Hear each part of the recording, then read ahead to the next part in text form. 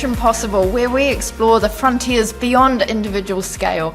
I'm Braithwaite, a systems navigator, and I'm fascinated by the potential hiding within our systems. Unleashing that potential is the secret, I believe, to tackling our biggest challenges that are too vast for any solo hero to take on alone.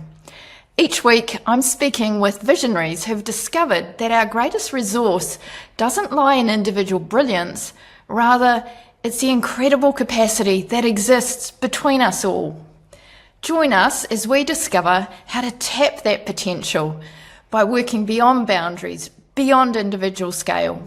This season, we're focused on the natural hazard sector, and living in New Zealand, it's a sector dear to my heart. After all, this is one of the most hazard-prone countries on the planet. In today's episode, I'm delighted to be talking with Sam Ketley. He's currently Head of Innovation Commercial Risk Solutions at Aon for Asia Pacific.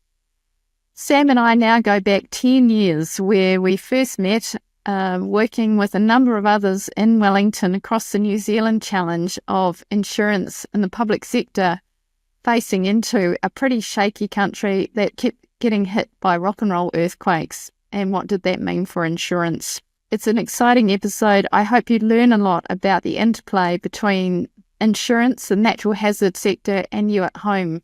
So without further ado, here's my chat with Sam.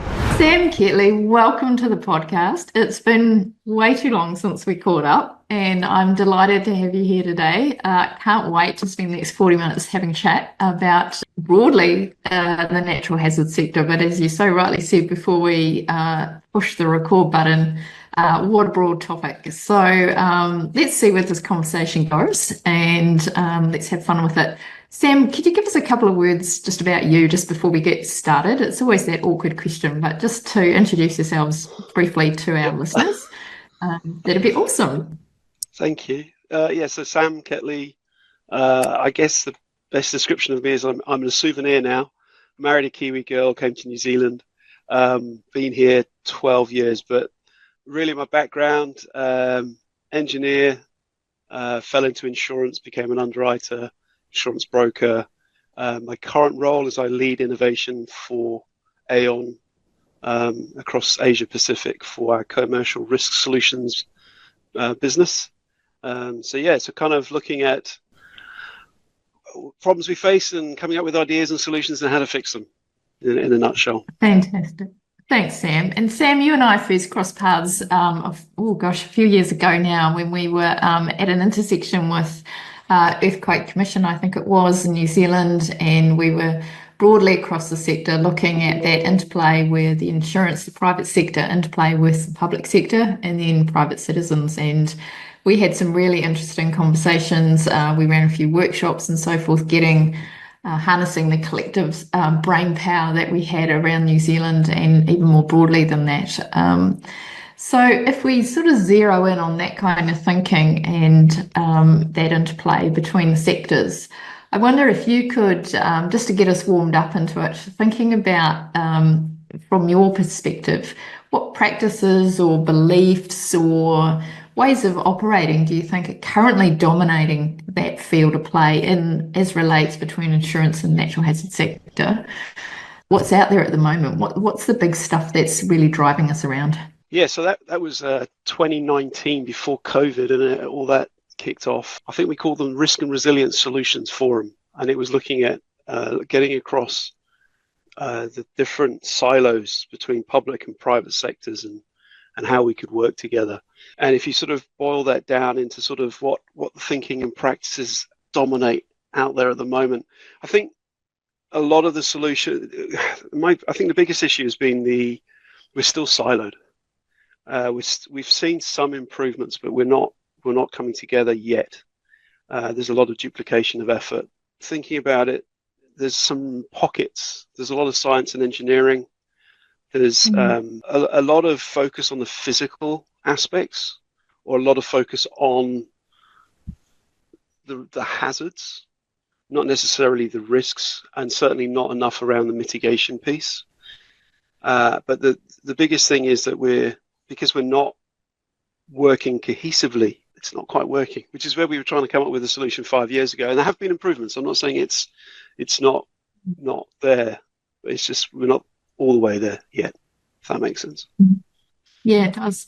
Maybe elaborate a little bit in from an insurance lens, particularly, any dominating kind of paradigms or ways of coming into this as it interfaces with the natural sector. So understanding the silos. Perhaps my curiosity is there anything that's happening that we can sort of look to that might keep those silos in place over time? I remember you talking to me about very interesting ideas for changing how we do insurance, particularly in other countries. The insurance space, the biggest problem we've got is traditional insurance relies on sudden and unexpected. So you can't be aware of what's going to happen. You can't insure for a known.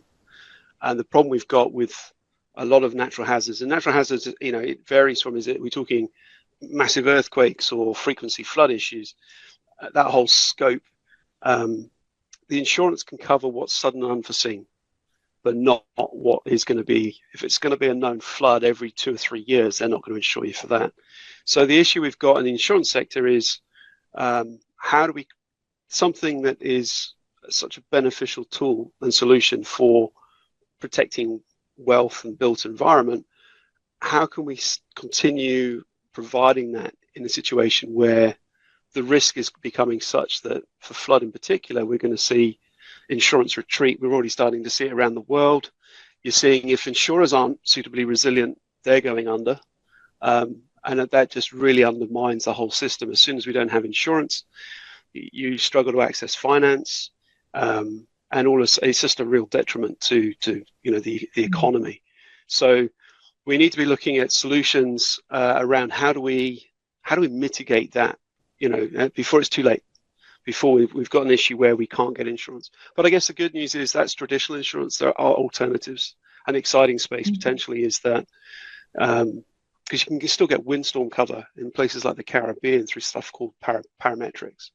So if we can get a parametric solution, that does provide an alternative source of capital, but they're not straightforward either.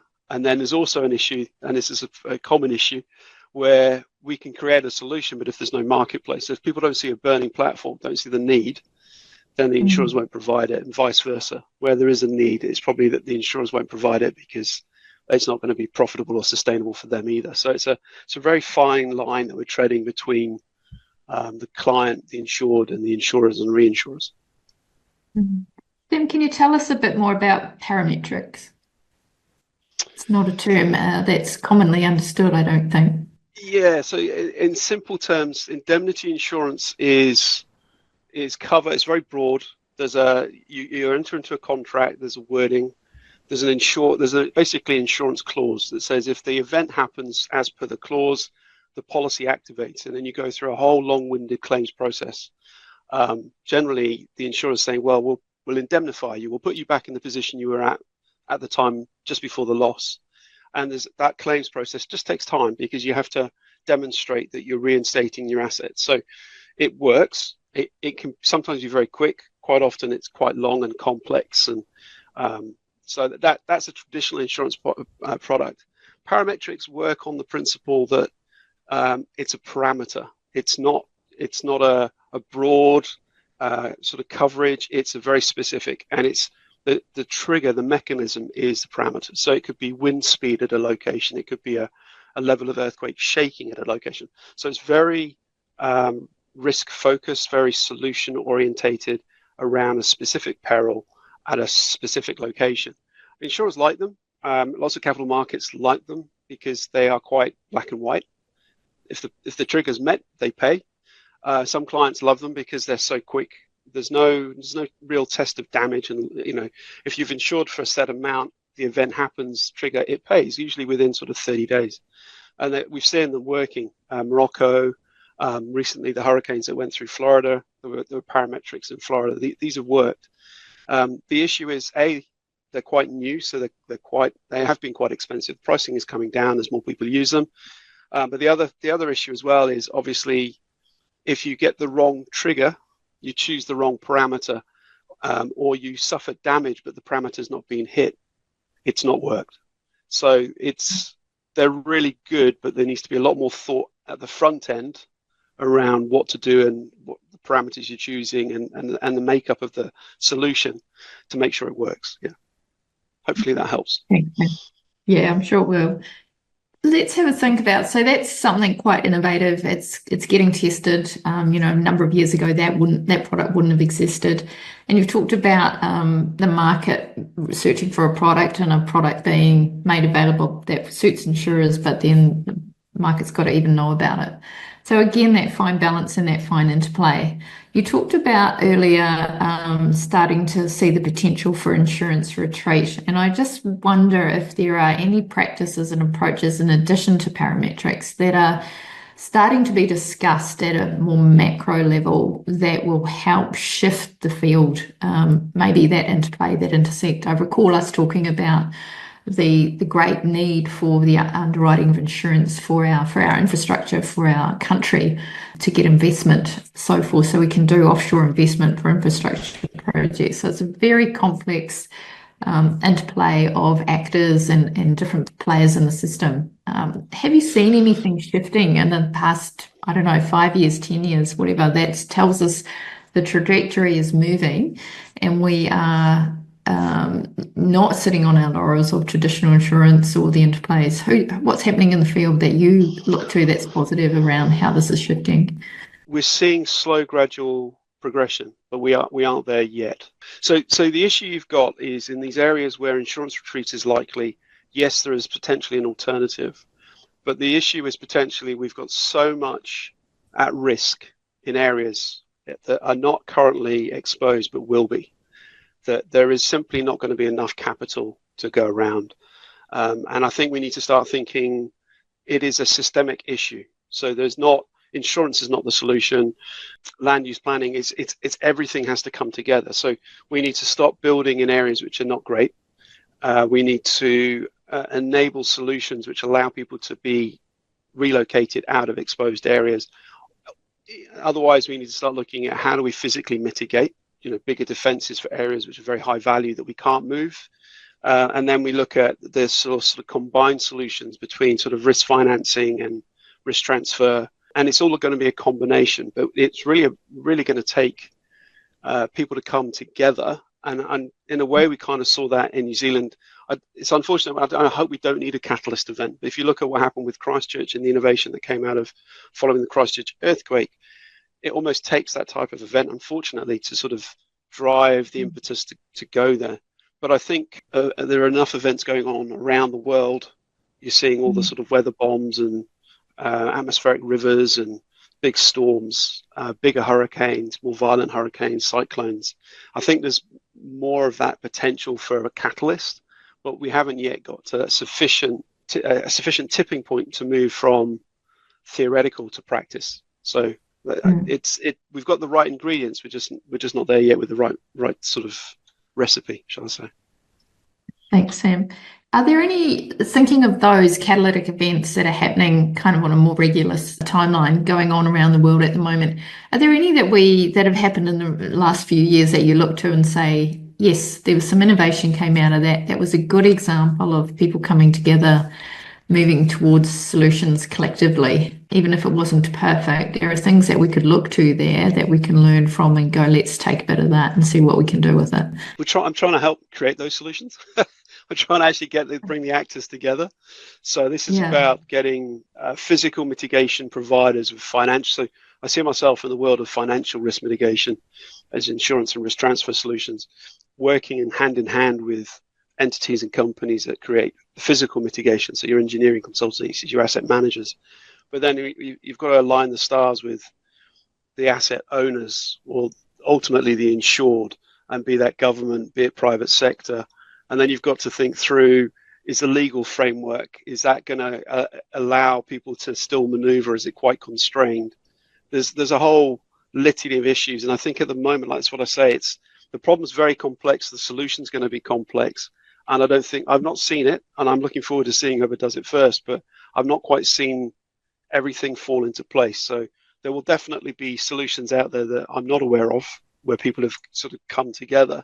And you do see some great ideas coming out of the US and other places where that, you know, at a very local sort of, not a micro level, but not a macro level, somewhere in between, localized solutions coming together.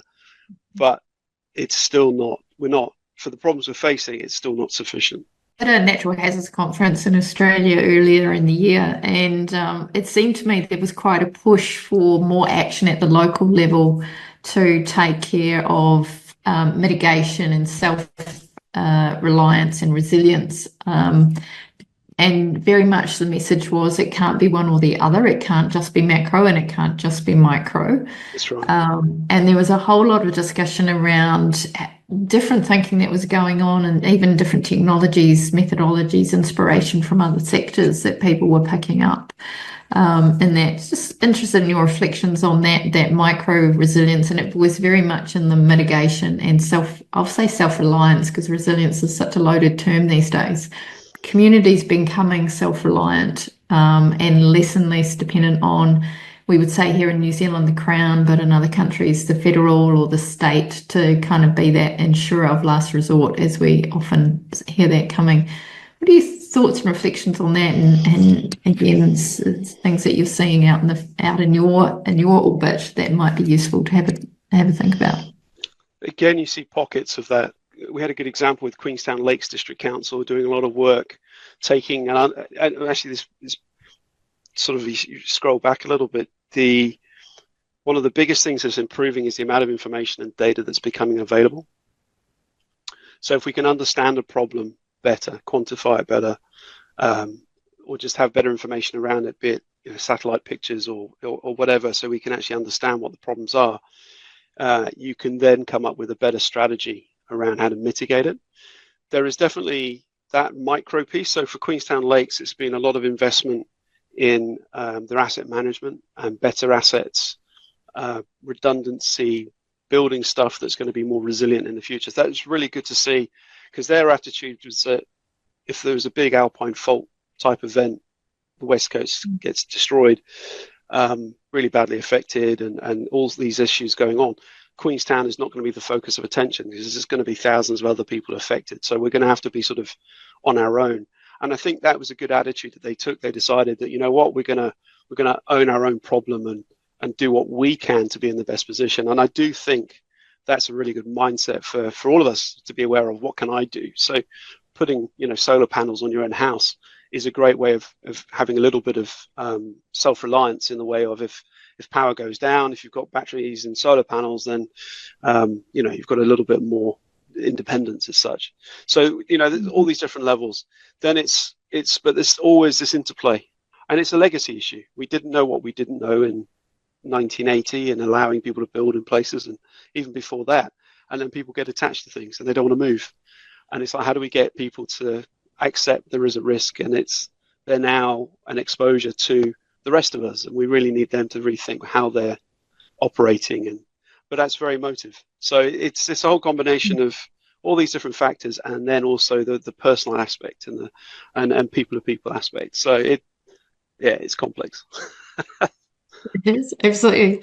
Is there anything, Sam, you're seeing out there that excites you around where we might go? So understanding the complexities, understanding the system is totally interconnected, but also when we always look at a system problem, there's always little fires of hope, and they help elevate the whole system overall, right? So we know we can never sit down and redesign a whole system. It just sort of moves at the pace it moves. Other areas that might be useful, you know, obviously AI, everyone's talking about at the moment, but there's also lots of advances in things like neuroscience, behavioral economics, things like placemaking, fields of specialism and so forth. I wonder if you're seeing anything, and I just, what's getting you excited when it all looks too hard and it all looks a bit difficult because people are, you know, in their silos, and we're all tired, and it's nearly Christmas, and, you know, and it feels a bit hard work, frankly. What do you look and go, sure. Yeah, it's hard, but I still get up in the morning because this is happening, and I can see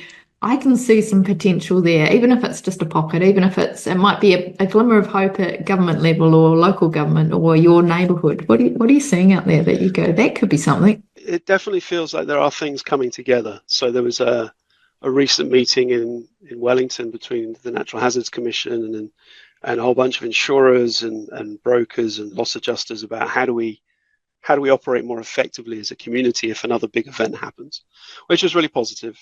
That's a good example of coming together and starting to think outside of the box. And there's some good innovation. That was an example of the Swiss coming together to come up with a solution, because Switzerland's really exposed to earthquakes. You may or may not know that they are.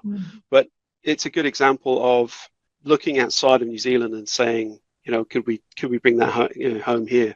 I think the interesting thing is that I'm excited about, there is a huge amount more data coming through. There's a lot more in the way of sort of sensors, how we interpret data to turn it into information so we can make better decisions. The issue, my frustration is there's so much good stuff. My issue is the biggest opportunity actually is the conversion of good research into actual commercial application. Actually, that's one of the things I would argue, that a lot of little steps that we could take today are there available. It's just that we're either not recognizing them or the right people are not spotting them. So you need to get to that certain level where you get to decision makers who go, oh yeah, that's a really good solution. And I think it's happening, and I think you are starting to see that come together as like-minded people start moving together, and sort of it's groundswell. But there is definitely a leadership component here, which comes from, say, the political side, and making sure that we've got consistency there. We've got a 3-year election cycle, so great decision makings. We can't just have it keep flip-flopping every 3 years, and we don't go anywhere because we've just undone what we've just done. So there needs to be sort of like that, and that was one of the things we were trying to do with that forum, is actually make it totally apolitical. This is for not just for us; it was for future generations, and that's the other hope I get as well, is seeing my daughters and young people today getting a much more, I think they see it as a much more of a real challenge. And I guess that our job is to sort of pass the baton over at some point and say, right, we've done our best, hopefully not to stuff it up too much, and it's over to you to carry it on and make it better. But in the meantime, try and come up with the solutions that hopefully are a bit of a roadmap to say, this is how we can see things coming together, and maybe the right people, it will all align at some point. That's a hope, I guess. That's a hope. Sam, you talked a bit about data, and you talked about a couple, maybe there's some steps that we could take. They're actually available now. If only we could see them, recognize them, value them, and take them. If I gave you a magic wand to wave, and Sam Ketley became the all-powerful, all-knowing being, and you could wave your magic wand and go, this one, and this one, to 3 of those steps, what would you pick? Wow, I would never give me that level of power, by the way. Unfortunately, I don't have a magic wand that works. I think that willingness to collaborate is really important. So I'd like to see, and that comes into friction, but there's all sort of attitudes and then there's a competitive aspect. We all are working in the private sector. We're in business. We're here. We've got a role to follow, and a job to do, and a company to work for. And I'd like it if more. I think the company has a great attitude towards these issues and understanding equity, and we're in the business of better decisions.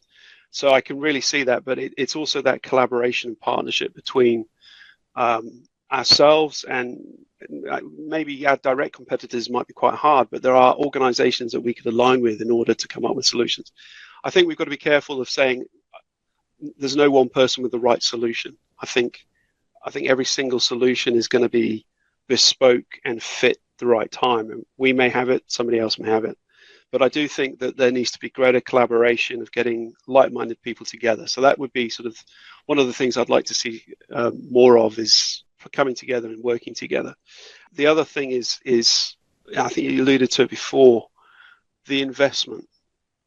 I think the thing I'd like to see is more time and energy spent up front on understanding the problems we're facing. Because if we can understand the problem better, you can create that better solution. I heard recently that you've got to love your solution, but you've got to love the problem more. And it's not that the problem is the be all and end all. It's the fact that you know, if you understand the problem well enough, you can adapt what you're doing. As a problem changes, solution changes. And it's that whole, this is not fixed. There's not going to be you've done it, that's it, you know, put it away. This is a journey we're on. So I think it's really a matter of, we need to spend more time understanding what's going on around us with the right people in the room to understand, okay, this is the best way forward. But then obviously you run the risk of having 50 people in a room and everyone's talking and nothing gets done. So that's a real fine line to tread as well. But yeah, I think people investing more in not just the science and the research, it's more the application of the science and the research in the real world. How does that actually get applied? How does it work commercially? Because we've got to influence decision makers, be that shareholders, be it business owners, be it homeowners. And that's where, again, some of those other tools come in. And it's either going to, unfortunately, be a stick or a carrot sometimes with the insurance. If insurance is no longer available, that's a stick. But maybe we can entice people to move with a carrot before that happens. I don't know. That's just a thought. Thanks, Sam. Has that helped? Well, absolutely. You talked about bringing that practical application in, and we know how hard it is to convene people. Are there any pockets where you can say or see opportunities for that real practical translation of science into practical use? Do you see examples of that working? Again, if it's in pockets, and what might we do to shift that forward? I know this has been a perennial problem, you know, not just in this sector, but I go to health, for example, when I worked in the UK. The timeline between a discovery in health and you and I getting the benefit of it was 17 years in the making. So if we could close, I said to them, if we could close that gap to even 10, wouldn't that be awesome? I wonder what could be done to practically bring those timelines down. And I remember talking to colleagues in the hazard science area about the time we were doing the work and asking them that same question. And it's got to be a partnership approach, I think. We've got at the moment, we've got people who are from the research community who work within Aon. So that's their thinking and mindset, which is really helpful. I've made a concerted effort to be more involved in understanding what research is out there, what is being created. Actually, after this call, I'm speaking to a professor from Auckland Uni about something. So, you know, again, it's about that organizational piece of just spending the time. I think that's the biggest consideration for me, is just giving it the time. So understanding what's going on and seeing what's going on, but it's a two-way street. There's a lot of research which is fantastic, and it's, you know, getting money for grants for research, and it's giving, you know, PhD students and master's students something to do, but it's not actually relevant to the real world. So I think it's a two-way street. There's a bit of a disconnect between practical research and its application and how it would be used, and the theoretical deep dive into something which may or may not add real value. So there's a fine line again to be trod in that space. But I do think it just takes more people having that mindset and openness to go, yeah, what's already been done. And I think that's one of the areas where AI, I think, will be really helpful, because I think the AI opportunity is actually going through and saying, what are all the research papers on this particular topic? And then highlighting and going, oh, hold on, this is the litany of, because that's the biggest problem at the moment. We don't know what we don't know. And elsewhere in the world, I'm sure they've got some great ideas and great students working on solutions, and nobody's aware of it. But that's potentially where AI, I think, can be a huge time saver and help, is actually sort of highlighting all this good research and how it could be brought to bear. So that's an opportunity. But I think part of it is people need to be more active in actually building those bridges between the silos. Sam, I love that. The idea that popped into my head was we use AI to help us slow down, because the AI can go faster to pull stuff together in one sense, but that can create the space for us to slow down and take the time and consider things without that. So I think that's an interesting paradox, that we can have AI processing faster and bringing material together such that we can then sit with it and consider it and then take it forward. Yeah. And again, it's every single problem that we're facing. There's a level of commonality between all the problems, but after a while it becomes very bespoke. The issue is very specific, and what works over here may not work over there. So so I think if that's that common understanding, but yeah, there's lots and lots of research in this space. I just don't think anyone's got a view of the ecosystem of what's actually being done and what's being, and even within, I was at the Lifelines conference earlier this year, and the number of times there was a very similar topic being talked about, and it was somebody coming up and it was like, well, that's very similar to that. Which one's better? And we now is that 4 or 5 different organizations doing roughly the same thing. And it just seems that duplication of effort. It seemed like we could probably do this better somehow. But yeah, so that was just a thought. And that's an interesting one. Sam, us at home, you're donkey deep in this, in the insurance world, the data, the patterns that you see emerging. You talked a bit there about the Lakes District approach taken at a local government level. What's the awareness that we as individual citizens, how can we educate ourselves? What is it you would love to see individuals doing to help us raise the whole system up, even in small, tiny ways? What 2 or 3 things might we choose to do as individuals to improve things in the system? Because we're not all the big decision makers, but every individual decision adds up, which you know from insurance, right? It does. I think it's taking the time to understand the issues if you can, but even we see it all the time with decision making. People, the Auckland anniversary floods, where all those houses which were built right on the cliff tops, and there was cliff top collapse and landslips. Yeah, they could build there, but why? You knew that there was a risk of doing that. Why build there? Some people have, I'm assuming, I don't know if it's true or not, but some of their properties are still red stickered, or they I don't know what their solution is about them getting into their house if they've been able to resolve that. But I think we need to have people being aware, and it's been good. There've been colleagues recently who've come to me and said, well, I'm looking at this house. Would you recommend? This is the information on the limb, and there's a potential for flood risk. What do you think about it? And that's good. That's a positive. They're actually asking questions and wanting to be informed. And I think that's a big thing. I think it's, as we're starting to see it happening more and more, people are going to hopefully be more selective on where they buy to live and all the rest of it. And the insurance market will also drive that. Like I say, that sort of stick or carrot is going to come into play. But I do think that that's a good way of people making a personal choice. I'm not going to go and buy a house on the edge of a cliff in an earthquake-prone area. I'm not going to buy a house right next to the ocean, right? Beautiful view, but very low down, where it's likely that coastal inundation is going to affect me at some point in the future. I'm not going to live on a flow path for a river, or very close to a flood-prone area. You can't. Again, there's some things where the insurance is going to be great because you can't see everything, and that's what it's there for. But I think if people can start making wiser choices on some big ticket issues like where they live, that would be useful. And then obviously, I'm very much of the mindset of mitigation. I understand that we need to make personal decisions about being green and what we buy and all the rest of it.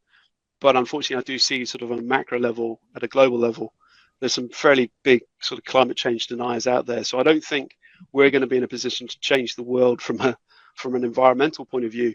So I think we need to focus on the mitigation, personally, more of personal decisions around what we build and where, what houses we buy. And then the other thing as well is just being a little bit more prepared. Living in the UK, never thought about an emergency bag. Being here, actually just having one on standby ready to go. You don't ever think you're going to need it, but that's the attitude everyone has until it happens. So yeah, just little personal decisions on that, just being aware. And I do like the adverts recently I've seen on, it was at TVNZ, sort of having a plan for the, I think it was done by the Natural Hazards Commission. That's great. I think people do need to be aware. These things happen in New Zealand. So yeah, having a plan. Yeah. Thanks, Sam. Well, we've covered quite a range of territory, and I know within that, and I know from conversations we've had, that you've got some big ideas of what might be possible. I'd love to know of what might be your moonshot idea that seems completely impossible now, But let's imagine it happened and how transformative it would be. What would that thing be, Sam? You're going to get the right people around you. You're going to have some interested parties. It won't necessarily be easy. It won't go the way you think. But what would be that one thing that right now seems ridiculous? And it was data's law states any idea of the future should at first seem ridiculous. And I love Jim Data's quote, University of Hawaii. So what's your moonshot, slightly ridiculous idea, might get you laughed out of the boardroom, but let's see what it might look like and how transformative would that be if we can make it happen. What would it be for you, Sam? I know I lead innovation, but I'm not going to think outside of the box too far. I'm much more into, I'm an engineer by background, so incremental is my kind of what's achievable. But this is still a stretch. So this is something that I've been working on for several years. I haven't achieved it yet, but it is that interface between a financial mitigation strategy and a physical mitigation strategy is a sort of like a hybrid solution, so that the client, and we're starting to see it. We've been working closely with Wellington City Council this year. I know it was in the news, so we can kind of talk about it at the local news that I was within the Wellington region. But there was a really big focus on understanding the problem, quantifying the loss. How big is the issue that we're facing? And now we're into that sort of financial mitigation. What can we do? And there's a next stage, which is going to be, okay, now that's sort of translating into that physical adaptation piece, but not disconnecting the financial view. So is it possible that we could actually have a complete hybrid solution where, and you see it all the time, where people will do a fantastic piece of work of making that property more resilient, but it's not fully captured or given value of by the insurance sector. So how do we actually sync those two together so that, and a sort of the aspirational aspect would be, could we do that at a macro level on a regional basis, so that you've got systemic solutions for communities, systemic solutions for industries. So, farming, agriculture in that area, or viticulture in another area. Yeah, so that sort of the moonshot idea would be, how can we bring those two parts together and aligned with what would have to be central government or federal government, the local government, public and private sectors, and using all the tools out of the toolbox and understanding what our strengths are and what we bring to the table, but working together collaboratively to create the solution. So that sounds like it's not crazy. It's not moonshot per se, but we're not there yet. But I can see it, but how we get there is the hard part. And the transformation you'd expect to see out of that, Sam? So for a start, you'd have communities with, you've said it, resilient is quite a loaded word, but communities would be more resilient. Insurance would be more sustainable. It would probably find that we'd end up with a lot more green spaces in cities. We'd allow nature to do its thing more. I think we can't undo what's happened in the past. We've got to live with what our generation and previous generations have done, and the transformation is climate change. So now we've got to adapt to that new environment. So the utopia, or the aspiration of what that would be we can live with the environment that we've created in a way which is not going to destroy that environment anymore, but is sustainable both physically and financially. It's not going to ruin a country to try and rebuild itself. And there's some big macro issues, finite amount of capacity, finite amount of resources. So we've got to be strategic about what we do and where and when. But yeah, but again, if you understand the problem, then you can go down a path of prioritizing what needs to be done first. Sam, thank you so much. Fantastic moonshot idea. I think it's a lovely mission possible to explore even further. Just wanted to thank you so much for your time and being with us today. I know it's a really busy week for you, so I can't say thank you enough for being here. It's been a pleasure. Always good to chat. Always loved hanging out with you. I hope you enjoyed the chat with Sam as much as I did, and that leads us perfectly into our segment, Old Ways, New Ways. Sam's moonshot idea was that we look at things systemically and we integrate across all these different parts of the system to come up with sustainable systemic solutions to really, really complex problems. Where have we seen this before? Well, we can look right back to the Mayan communities in Mesoamerica. So this dates roughly 2000 BCE to arguably around 1500 CE. And what a lot they got done in that period, the Mayans. They were decentralized city-states that shared knowledge and technology and culture over those many millennia.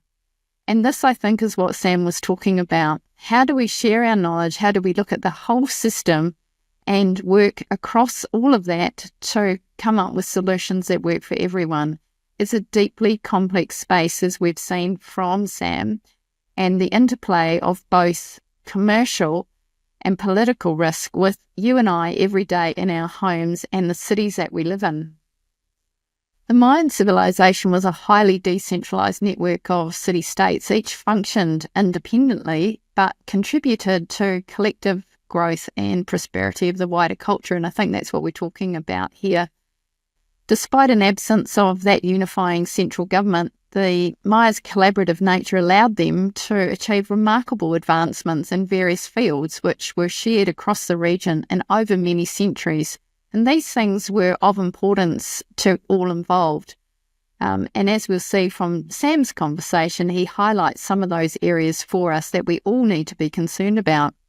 So where did the Mayan nail some of these things? Well, scientific and astronomical achievements are quite famous. They invented various versions of the calendar that were later superseded in the West, but held on for centuries. The Hub calendar was 365 days, for example, and we stick to that today. They were great at ecliptic and Venus tracking. They tracked the movements of Venus because it was really important to their rituals. Pyramid designs were made such that they could observe the rising and the setting of Venus. And in my country here in New Zealand, of course, one of Captain Cook's great missions when he was exploring and mapped our country was to plot the track of Venus. So this thing continues to be important across the millennia.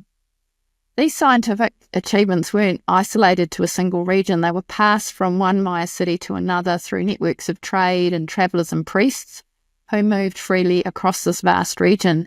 We shouldn't overlook either that they were also alliances were formed and broke down, conflicts came and went.